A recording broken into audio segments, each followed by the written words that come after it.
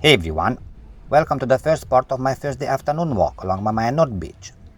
This time the atmosphere feels different from the morning, warmer, more vibrant, and full of that classic summer energy as the beach gets busier. In this video I'm walking right along the shoreline, passing by main beach areas and open sandy stretches with people enjoying the sea and the sun all around.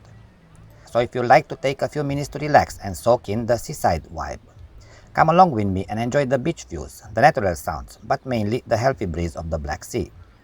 Thanks for being here. Cheers!